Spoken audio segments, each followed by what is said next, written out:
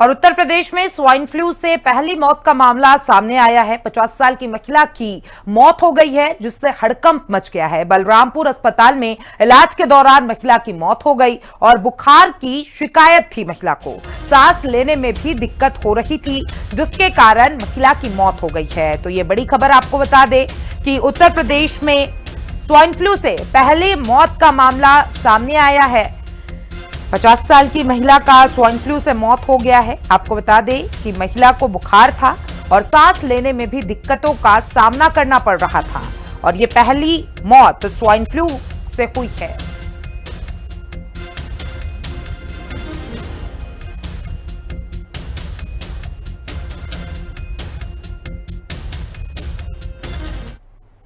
और देश भर में एक बार फिर स्वाइन फ्लू यानी कि H1N1 वायरस का खतरा तेजी से मंडराने लगा है।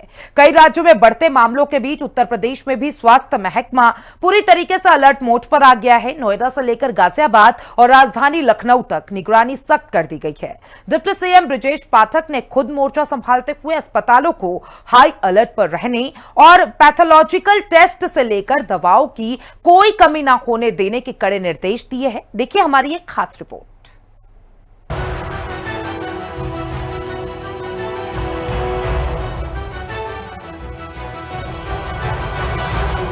स्वाइन फ्लू की आहट एक्शन में योगी सरकार।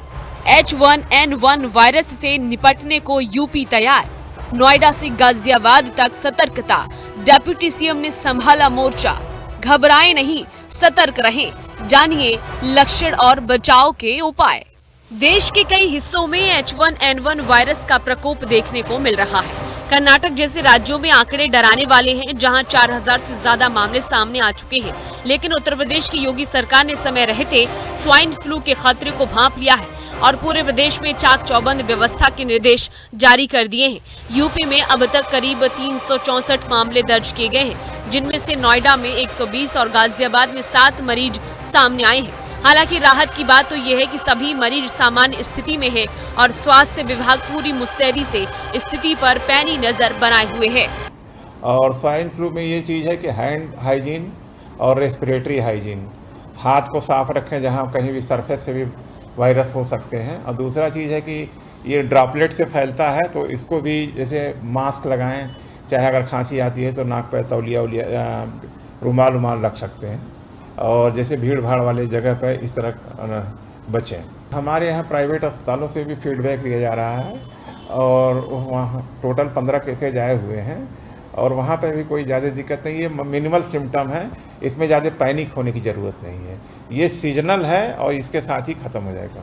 N1 जो हमारा जो आता है, ये फ्लू आता है, एक सामान्य फ्लू की तरह ही है। इसमें कोई ऐसा पैनिक होने की कोई आवश्यकता नहीं है। और जैसा कि मौसम चेंज होने पे नॉर्मल एक बुखार आता है, उसी तरह से स्वाइन फ्लू के लक्षण भी होते हैं। अभी तक गाजियाबाद के अंदर हम लोगों को जो केसेस मिले हैं वो 7 केसेज जो कि सामान्य नहीं है, उसके अंदर कोई भी ऐसा खतरे की कोई बात नहीं है। इसके अतिरिक्त इससे हमने बेसिकली 3 T's पर हम लोग काम कर रहे हैं। ट्रैकिंग, ट्रेसिंग एंड ट्रीटमेंट हम लोग कार्य कर रहे हैं बाकायदा इन केसेस के लिए। हमारी जिला सर्वेलेंस की टीम, अब हम लोगों ने जिला सर्वेलेंस की टीम को लगा दिया है पूरी तरीके से। इसके अतिरिक्त जितने भी हमारे प्राइवेट हॉस्पिटल्स हैं, हमारे गवर्नमेंट हॉस्पिटल्स हैं, इन सब लोगों को हमारे द्वारा बाकायदा एडवाइजरी जारी कर दी गई है और सबको, इवन गवर्नमेंट हॉस्पिटल्स को बेड आरक्षित करने के लिए भी हमारे द्वारा कह दिया गया है। स्वाइन फ्लू के लक्षण: खांसी, गले में खराश, ठंड लगना, तेज बुखार, थकान और कमजोरी, शरीर और सिर में तेज दर्द होना, सांस लेने में तकलीफ या बेचैनी।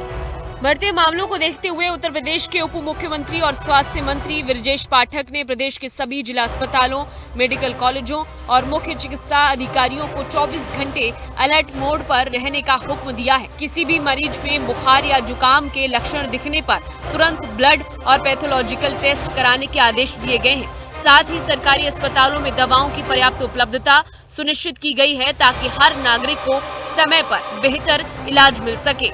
हमारे यहाँ फ्लू के मरीज आ रहे हैं। फ्लू के मरीजों के इलाज की पूरी तैयारी, सारी जांच, सारी दवाएं, सब कुछ हमारे यहाँ उपलब्ध है। हम लोग पूरा, हमारा डॉक्टर संवर्ग, पैरामेडिकल संवर्ग सब अलर्ट मोड में है। सबको ट्रेनिंग दे दी गई है।